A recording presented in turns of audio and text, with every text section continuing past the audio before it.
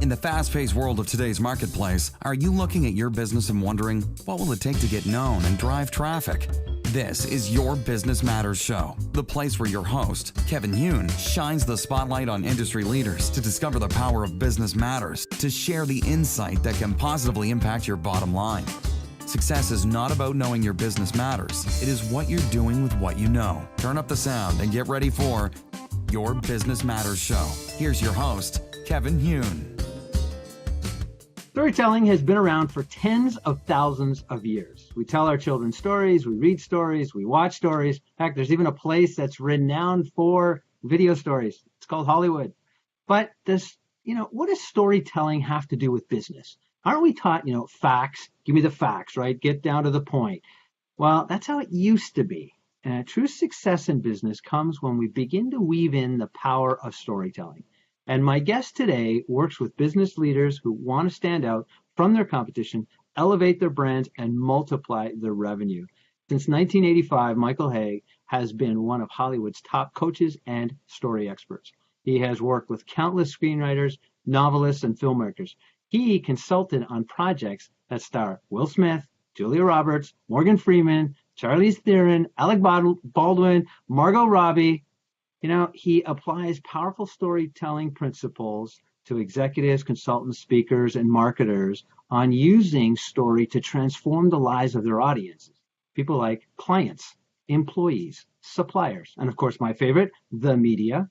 He's a best-selling author of Storytelling Made Easy, Persuade and Transform Your Audiences, Buyers and Clients Simply, Quickly, and Profitably. According to Will Smith, no one is better than Michael Hauge at finding what is most authentic in every moment of a story. And today, he's here with me, and it's my privilege to say welcome, Michael Hauge, to the Your Business Matters Show.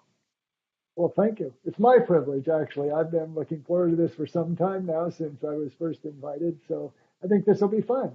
Absolutely. So I'm going to dive in from a business perspective right away. Like, what are some of the reasons you hear why storytelling is so important in business? Not so much in movies and filmmaking and everything, but in a business. Well, there's a lot of different things stories can do, and we can get into those. I think the number one thing to me, and maybe it's because having my background and foundation and working in Hollywood, I realized this early on, is telling good stories is all about eliciting emotion.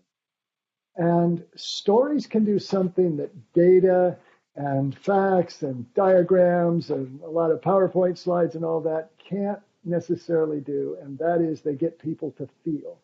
And at the end of the day, the reason a person is going to choose you or your business or your product is going to be an emotional decision. I mean, it can be backed up with, numbers and testimonials and whatever else it might be, but they need to feel something about you. They need to feel a sense of trust. They need to believe that you're a thought leader or that your business is better than the competition. As you were saying, people need to stand out from the crowd. A lot of businesses are just plagued by sameness, and it's very hard for them to rise above everybody else and say, no, I'm the one you should choose.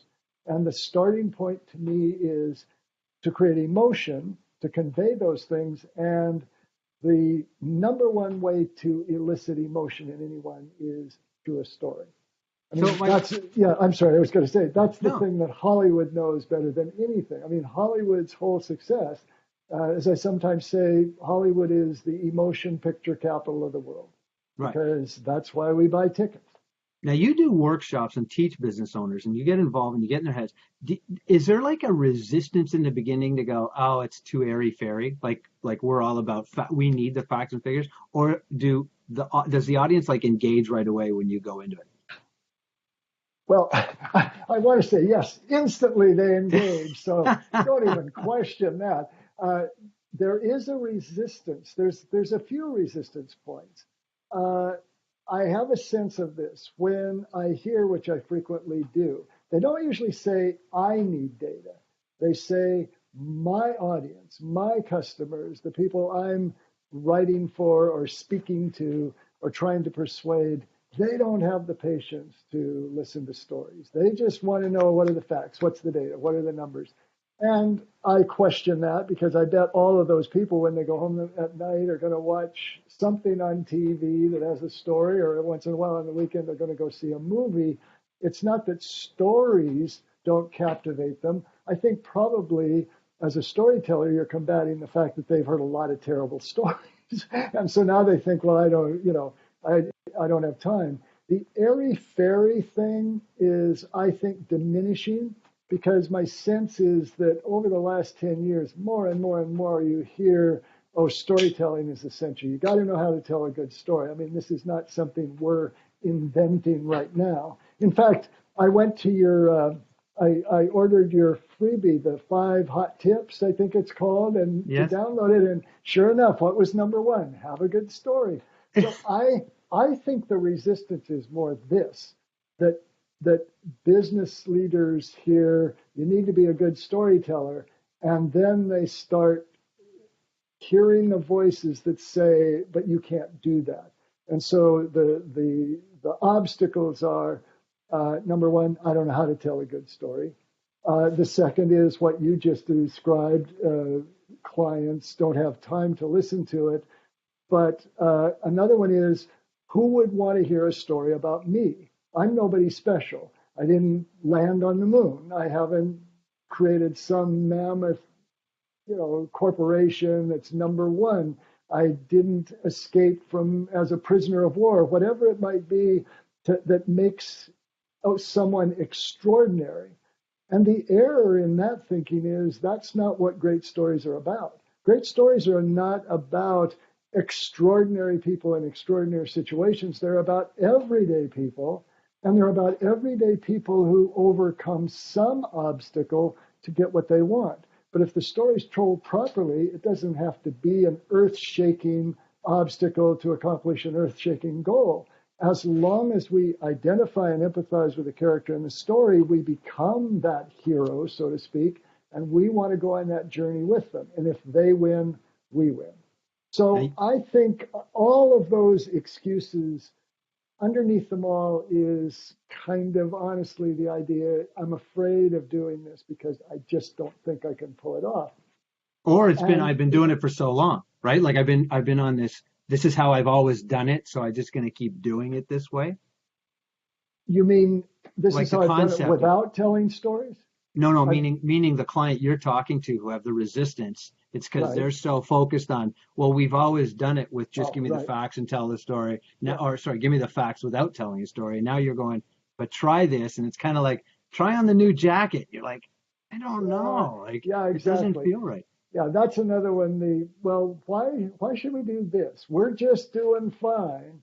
I think I don't hear that as much as some of the others, because most of the people who would come to me or even consider in the first place may think I'm doing fine, but they want to be doing better. I mean, everybody wants that cutting edge. Everybody wants to rise above the noise and be noticed. And everybody wants to give, I'd like to think everybody wants to give value to their customers, and they can't if they don't set themselves apart, or they can't find the customers in the first place. So, Michael, is storytelling woven into the sales process when you talk to your clients, like, or do you kind of go, okay, we're going to do story selling, and then we're going to go into selling, like they go into their selling process, or do you go, no, it's all part one of the same, like Yeah. taking their client on a journey kind of thing? Um, well, let's see. How do I answer that? It is about taking our client on a journey. I don't pretend to be a sales expert in all areas. So it's like I work a lot with public speakers, because public speakers have to be able to tell stories from the stage.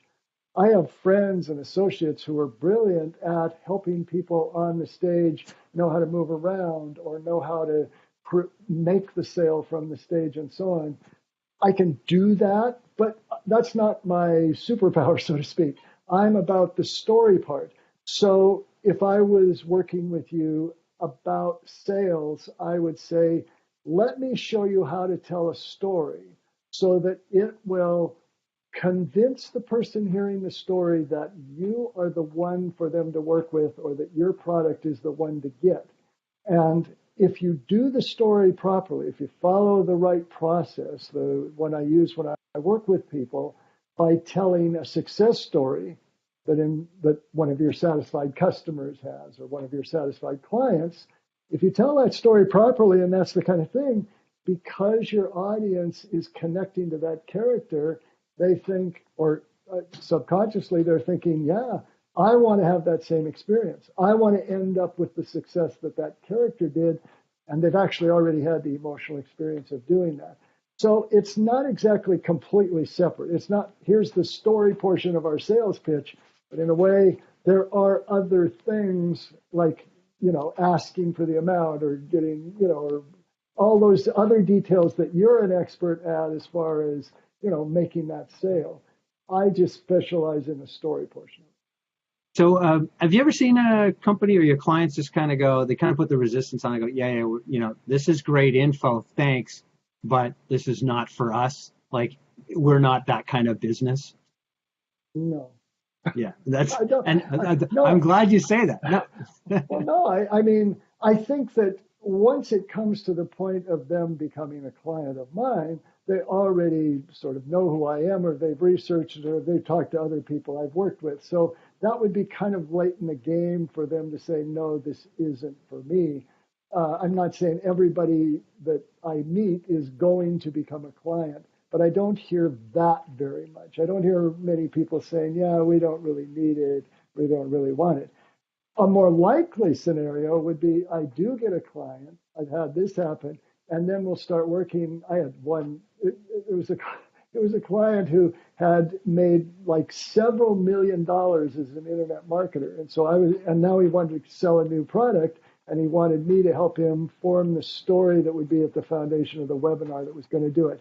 And so I started working with him. It was in person. I went to Florida and met with him. And I swear every 10 minutes as we were working, he kept saying, I can't do this. This isn't going to work. I'm just not wired for telling stories. I just know how to do this. And so finally, I just got so frustrated with him. I said, you want me to tell you the story that you have developed as we're working? And he said, sure. And so I just reeled off the story, and he said, that's brilliant. That's brilliant. We can just use that. And I said, but I didn't make anything up. These are all the things that you told me when I was asking you these questions.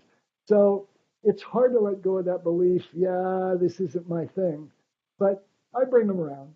I love it. Love it. I want to get into a little bit of the kind of structure so people can start seeing when we talk about storytelling, and maybe the foundational, like the basic method, if you will, in terms of what is a story made of, or what would you say to someone, like, what can we give them that people are listening to this now going, what can I do right now in my business? Maybe a simple little, Sure. Here's how you got to think. Like, let's maybe change their thinking a little bit. And here's some of the things you can apply right away to go, oh, that's what he means when he says storytelling. Okay.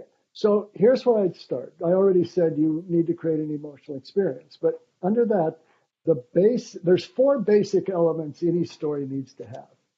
Has to be a character, what I term the hero, although to me a hero isn't someone who's heroic, it's just a main character, a protagonist. So there's a character. The character desperately wants something. They have a goal or a problem that has to be solved. In the pursuit of that goal, they have to face big obstacles. There has to be real conflict, because conflict is where a story will generate emotion. Our emotional involvement is based more on the obstacles the hero faces than it is the desire itself. And the 4th element is transformation. Somehow the character has to be in a different place at the end than they were in the beginning. They've grabbed the brass ring, they've won the goal, they've crossed the finish line, but in doing so, the outside world needs to have changed in some way. Their family is better off, their business is better off, and they have changed in some way internally in the best stories. So they found courage they didn't have, or they've learned a lesson they haven't, or so on. But those are the 4 elements. If knowing that, you just start out saying, okay, I'm going to go back in my history, And I'm going to find a place where either I or one of my clients succeeded. Someplace where I had a goal or the client had a problem they wanted to solve and they succeeded at doing it. And your story is going to end with them achieving that success. And then you're going to say, how did they get from there to there? So let's say you're telling it about one of your clients, which I recommend highly because those stories are not the ones that are told as much as autobiographical stories. You can use the same process, but I really like to focus on those first as a selling tool. So let's say you're a consultant, or let's say you are a marketing consultant, like you are. Okay, so now you go back and you think of who is someone that I coached, I worked with, I helped achieve a goal that helped them with their marketing. Now, you want to make the goal specific, okay? You don't want to just say, and they were better off at marketing. No, it needs to be, we need to increase our revenue by 50%. So this is where the facts come in, right? This is where facts do come in, right? Well, roughly anyway. But I'm just saying it's easier to picture and root for somebody to have X amount of dollars or X more names in their email, or they come to you and say, I want to get on a national newscast. Okay? I can picture that. I can picture someone on a national newscast. If they come to you and say, I need your help because I want to do I want to grow. Or I want to be successful, or I want to grow. You can do that and you will help them, but it doesn't have a finish line quality. Okay, so you're going to go back and you're going to think of someone you did that for, and then you're going to tell us, where was that person before they started working with you? What was the goal they wanted to accomplish? What did you guide them to do? One or two of the steps you took?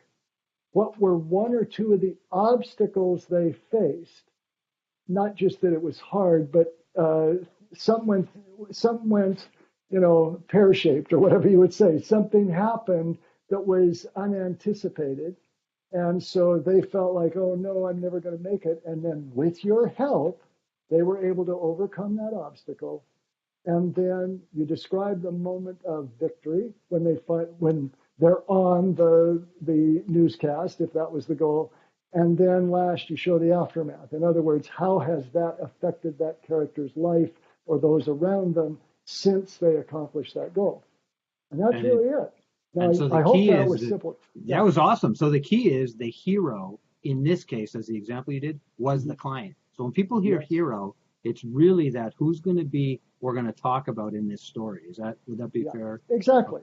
It's the story is about the person who has the desire and who needs to change. The person whose goal it is. You are in the story because this is a selling tool. So you're trying to persuade me to be a client of yours by telling this story. So you can't just be absent. You're not going to tell a story about a client and how they, ran a marathon and you weren't even there. No, you're in the background. You're the guy, you're the Obi-Wan to the Luke Skywalker that is your client. So you're there, but the hero is your client, because if you're pitching yourself to me and a whole group of potential clients, that's who you want me to identify with. I'm not looking to be a consultant in marketing. I'm looking to be the person who wants to be on the national show. And that's why that's such a powerful form of story. And when we look at different groups of people that companies touch, so I touched off right off the top, I said there's suppliers, there's employees. The same happens, right? Like if you're a president of a company and you got 15 employees and you want to try and inspire employees or do something, I mean, storytelling and going pick a hero, as you said, and tell that story, because the audience in this case, let's say, are employees. Now I go, how do I get my employees to go, yeah, I want to be here. Yeah, I love working here. It's not just because I get paid, but there's something, as you said, some emotional attachment. I could use, hey, we had this employee do this thing and we're going to tell the story of that employee. And everybody goes, oh, I could do that, or engage, understand. Precisely. Right? Yeah, at the start, you want to ask yourself, okay, so in this case, you want to inspire your employees or your team at work or whatever it might be. So it's not about buying or hiring, but you want to say to yourself, you want to ask yourself, what action do I want the person who hears this story to take? Okay, so let's say you have a team that's not doing a good job of representing the company to the outside world. They don't have a clear sense of what their brand is and so on. Then you talk about someone who, because they had a very clear sense of the brand, they went out and were able to acquire a major customer or something like that. You tell that story, then everybody hearing the story says, oh, I get it. If I talk about the company the way that hero did, I want to bring people in, or whatever else it might be. If you're having trouble with your company culture, what do you want everybody to learn? So if you want them to be more open to other ideas, tell a story about someone who, because they were open to other ideas, benefited and was rewarded. And if it's a reward that the rest of the team wants, that's going to persuade them to take on that activity or that behavior. I love it. So what are some of the pitfalls that people have, like they try, so they go, okay, I'm going to do this storytelling thing. And then they're like, oh, shoot. And they hit a roadblock, or they go, it didn't work. I didn't do it properly. Maybe some things we can say, avoid doing blank. Sure. Well, one is not picking the hero at all. In other words, just talking generalities. If you were to do this, then this would happen, or just sort of vague. That's one. Another is not creating or describing a vivid, visible goal, and just making it that general thing of, they wanted to be rich, or they want to be a success. That's a big one. Okay, they wanted to be a success, and then it's how they became a success. That's a story. It's not that there weren't steps, but I'm not going to be as emotionally involved unless it's a story about how they did something, and that's what made them a success. So we can see their success at the end, but their goal was they had to sell 100 units of widgets or whatever it was that made them successful. And another error, if you say, another weakness of stories is they jump into the action too soon.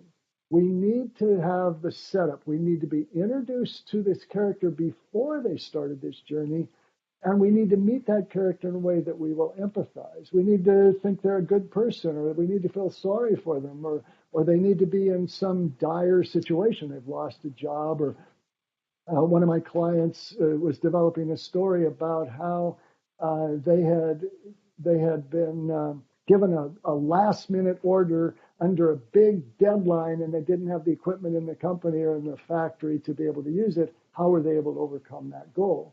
And the principle, it was going to be a story to convey the idea of taking responsibility and taking action, and not just deferring to someone else. So it's like that. So the setup before the action starts, clearly defining the goal. And then the last one is, this is a little more polished a problem or sophisticated, is the stories get too complicated. It goes off and all of these things going on. But Pulp Fiction? Yeah. No. That's a good example. That was if you understand that Pulp Fiction is 4 stories, then it doesn't seem so complicated. Okay. It's not that a story can't be complex. It's just you can't keep going all over the place with plot and events and background and so on. So I'll give you a trick to solve that problem, and that is lay out the story, write it all, make it as long as you want to. You'll edit it later. But as you're going through to edit, and you've had all these events you're talking about, or all this background and so on, you say, okay, is what I'm talking about now something that's going to move the hero of my story closer to that goal, or create more obstacles to it? If the answer is no to both of those, then take it out. I don't care how funny you think it is. I don't care how touching you think it is. Stay focused on the goal. And if you stay with those things that are really conveying how your hero accomplished that goal. And the greater danger of falling victim to this is if you're doing an autobiographical story, because you're drawing on a lifetime of experience, but we don't necessarily need to be about kindergarten that you went to if you're going to tell a story about your success in business when you were 40. So stay focused on the goal of the story. And yeah, that makes total sense. And anybody that's, you're listening to this, watching this, and you're going, but I'm a business owner. I've never done this before. As Michael talked in this little foundation, write it all out. That's one of the biggest things I think I learned was get it out of my head, then I Mhm. can do something with it, right? A lot of people try to have that story up here in their head. I'm putting Right. my fingers on my head, and you're like and then you're trying to remember, oh, was it this, or should I say this, and you get distracted with your own kind of talking, right? And you're like, Yeah. get it out, get it clear, Yeah. and then you can journey it out. Yeah, my greatest mentor, who eventually was my father-in-law named Art Arthur, he used to say there are three secrets to success. He was a screenwriter, so he said there were three secrets that applies to anybody telling stories in any context. And the first rule, the first secret to success, he said, was don't get it right, get it written. In other Wow. words, if you worry about something being perfect, it's never even going to be good because you're going to be editing as you go. And I would add to what your suggestion was of writing it out. If that sounds too overwhelming or like too much work, or I don't want to write, I don't like to do that, then just record it. Just talk it through and then pay somebody to transcribe it. You can go online and find somebody that does that for, under $100. And then you have a written document. It's not going to be great, but it wouldn't be if you wrote it anyway. It's just a starting point, and then you can start editing and trimming and focusing and making sure it follows those key points we're talking about. It's I my love it. six-step success story is what I call that I process. love it. Okay, so now, and if I didn't ask you this, everybody's going to shoot me. Have you had a favorite movie, and have you done a movie that you're like, oh my God, why did I do that? Like, have you got like kind of the worst, best kind of movies you've done where you gotten involved in projects? That's funny because it's hard enough to say a favorite movie or one I loved. If you start asking me what are the worst movies or the worst screenplays or whatever, I couldn't even begin to tackle that. I will say, it's kind of dodging the question. I will say this. If you were to ask me, how did I learn what it is I know about storytelling Yeah, after 35, well, it's getting closer to 40 now years in yeah. Hollywood and all that I've That's done. what I meant to ask you. Yeah, no, I'm not going to dodge it. I'll go back and talk about favorites. Um, I would say the biggest, the most educational experience I ever had in learning about stories was I started out as a reader reading scripts. And these are the scripts that don't have agents yet. And they were just so bad you could not fathom, unless you've worked in Hollywood as a reader, you couldn't fathom how bad they were. I think of the worst movie you ever saw and then multiply by 10 how bad you thought it was, and then you're getting in the neighborhood. But as painful as that might have been, I liked it because it was my first job in Hollywood and I was excited. I learned so much because when you see a lot of bad examples and then you look at the movies that even got made, let alone the one you love, I started seeing, okay, what's the difference? And I could draw a direct line to everything I've talked about pretty much so far and what makes a good story and what I learned back then.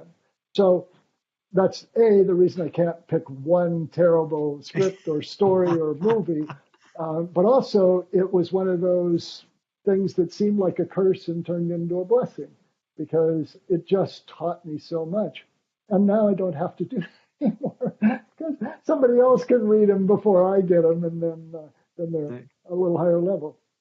Now, as far as I don't know if your story was my favorite movie, Like just that you as a worked on. viewer, or Yeah, that like that you worked on that uh, you went, well, I really yeah, enjoyed I this. Yeah. would. Well, there's a probably the most fun I had was on Karate Kid, the Oh, newer cool. version, The because newer one. Okay, yeah, with Will Smith's son, because one, by right? that, yeah, I had already been working with the first project I worked with Will on that he contacted me about. He was shooting I Am Legend, and he'd seen a video I did, and that made him want to get in touch with me. So and they were in production, so I looked at the shooting script, and then I gave some input on that. We had our first conversation.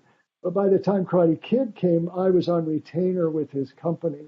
And it was one I was more heavily involved in the development of the script, and also because there was at one point, this was around Christmas time, and the Smith family had rented some big giant luxury mansion up in Sun City, Utah, because they love to ski. And so we got to go up there and for 3 days work on this script and looking out of these windows at the beautiful mountain and snow and so on. And that was just cool. I mean, it was just one of those star-studded moments, because I'm not certainly immune to that, but also just that 3-day intensive deep dive into the script with me, the screenwriter, the director, the producer, and, well, Will was one of the producers on that.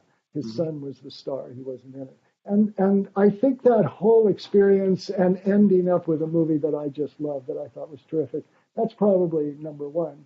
And then there'd be a dozen after that, because, I mean, the truth is I love what I do, and I'm just blessed. And so when you love what you do, there's something about almost every situation that you're going to take away and you enjoy. And that's true for me too. Almost every. Every once in a while you get one of those clients who dig their heels in and just don't want to hear anything you have to say. Those are the tougher days, but most of the time it's wonderful. Now, you've been doing it for a long time, and just kind of closing kind of question. Have you watched the stories change over the years that you've been doing it? Or is it really the foundation just doesn't change? They just, add maybe more techie or more, cool stuff, graphics, that kind of thing. But the foundation is story. Or has storytelling changed? Okay. Well, the closest thing you said to what I think is the truth is it never really changes. Stories are stories. It goes back to, at least back as far as Aristotle, and most of those things have not changed. They vary a bit. I mean, it's not that I do everything with business leaders in stories that I do with screenwriters in stories, because screenwriters need to create emotional stories because they make money directly. In other words, we pay to see a movie. Right. But no one is going to pay you if you're a business leader or an internet marketer or a public speaker. No one's going to pay you for that story. You're going to get paid for your consulting or for your product, right, or for the overall speech you give or how inspiring you are. But so the storytelling in that arena is to help you do that other thing. That creates some difference in how you apply the story and what the parameters are. But they're small. But the principles, what I mentioned, that 6-step process I talked about, those 6 steps you could find in every movie you see coming out of Hollywood. The ones I just ran through quickly about the setup and there's a goal and so on. So essentially it hasn't. The one thing I notice about movies, and I don't know that this has any application with what we're talking about with business and so on, but if you look at movies, I find it interesting that movies move a lot faster than they used to. I mean, I've been around a long time, so if you go back to movies or old movies I saw that were made before I was born, but if you look at movies in the 50s or even the 60s, they just seem so plodding because nobody will sit still, or we won't. And if you see a lot of movies, you come to expect that things are going to go at a pretty good clip. That's one thing. And the other difference is the way time is used in storytelling has changed. And this does apply even to the work I do with business leaders. And what I mean by that is early days, most movies just followed a linear fashion. It began at the beginning and it went through the middle and the end.